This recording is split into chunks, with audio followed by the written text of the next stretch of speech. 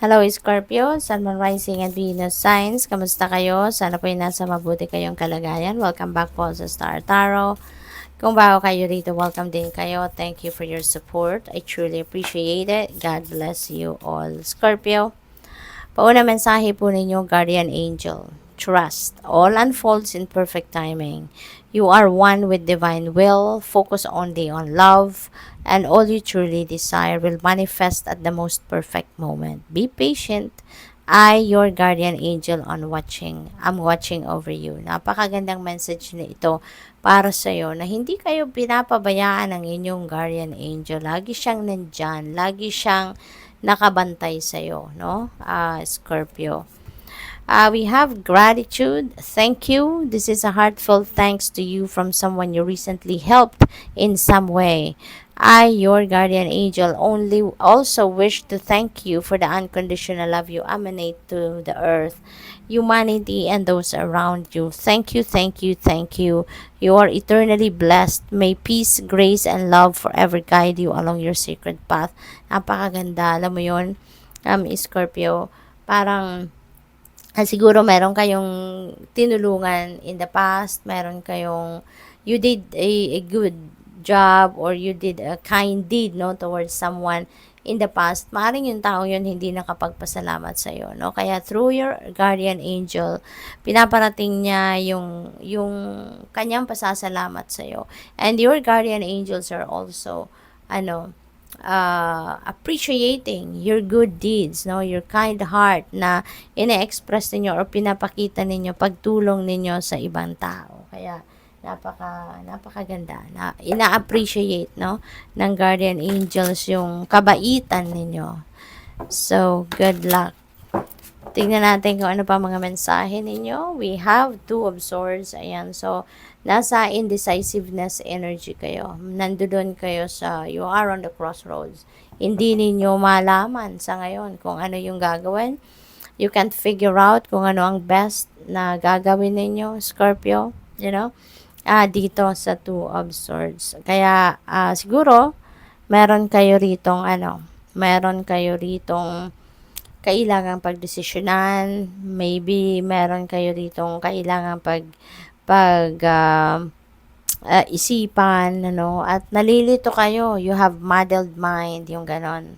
So, what else, Scorpio? We have the sun. Wow, napakaganda nito, Scorpio. We have the sun energy. At si sun, maaaring positive changes ang hatid nito, Scorpio. Maaaring magpapadala or maaaring yung universe, is going to maaaring ang universe is going to give you opportunities dito para magkaroon kayo ng joy and happiness, magkaroon kayo ng magandang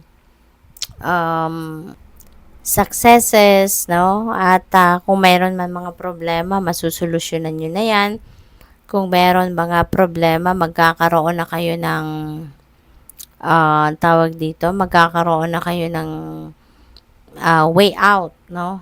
Para sa mga bagay na yan. Kaya maganda, magiging maaliwalas ang pamumuhay ninyo. What else? We have Four of Swords. Ayan. So, si Four of Swords naman, this is about rest, no? Rejuvenation, recuperation. Ito yung kailangan ninyo sa ngayon, Scorpio, okay? Kailangan ninyo na magpahinga. Kailangan ninyo ngayon na mag-relax muna. Bigay ninyo yan sa sarili ninyo na makapagpahinga para nang sa gayon maibalik ninyo sa balanse ang buhay ninyo, no? Maibalik ninyo sa balanse yung sitwasyon muna ninyo, kasi baka marami kayong siguro marami kayong pinoproblema, marami siguro kayong iniisip, no? Kaya nai-stress kayo at hindi kayo nakakapag-focus, hindi kayo nakakapag-concentrate. Kaya ito, Scorpio, this is something, no, na kailangan ninyong pag-anuhan muna. Kailangan ninyong, tawag dito, kailangan ninyo pagbigyan ng oras, panahon at atensyon. Okay? Yung ano ninyo, yung well-being muna ninyo. Okay? Para nang sa gayon makapag-rest, makapagpahinga. So what else is Scorpio? Tignan natin kung ano pa. We have community. Ayan. So yung community na to, this is swerte kayo rito kasi you are surrounded with people na very supportive and very helpful of you. So pwedeng nandiyan sila para sa iyo regardless kung ano man ang inyong nai-experience, regardless kung ano nararamdaman ninyo, kung kayo ay maswerte sa ngayon, kung kayo ay hindi man maswerte, maring sila'y nandiyan. Diba? Masaya man kayo or malungkot kayo, sila'y nandiyan. No? So, parang ganun ang ganap dyan.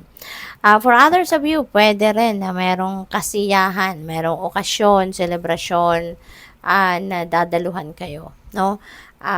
Sa community, pwedeng ganun din yan. Or baka meron talagang invitation ko kung sino man sa mga tao dyan sa paligid ninyo, mga kapitbahay ninyo, katrabaho siguro, kaibigan, yung ganun. Magkakaroon din kayo ng enlightenment, which is really good kasi makakatulong yan na magkaroon na kayo ng kalinawan, ano?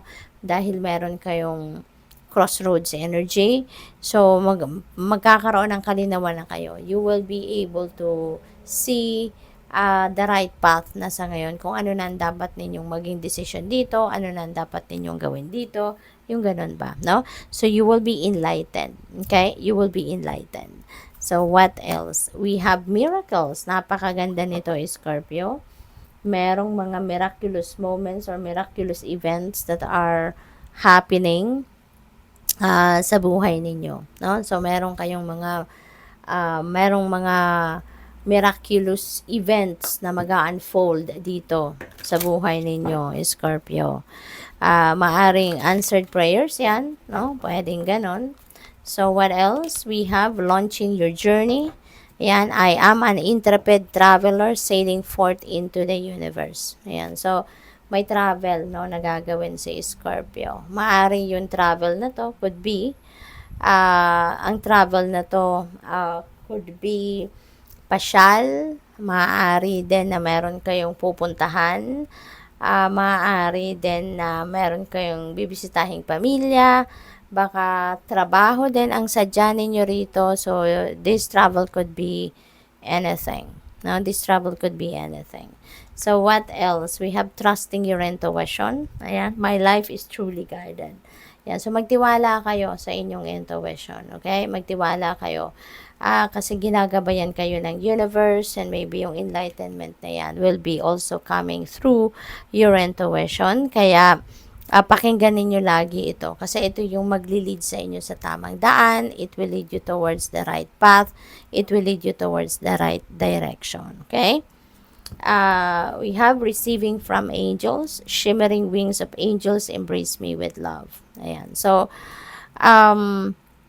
napakaganda. Mahal na mahal kayo, Scorpio, ng inyong mga guardian angels. Kasi, lagi kayong, tulad nito, no, yung mga mensahe na yan coming from your guardian angels.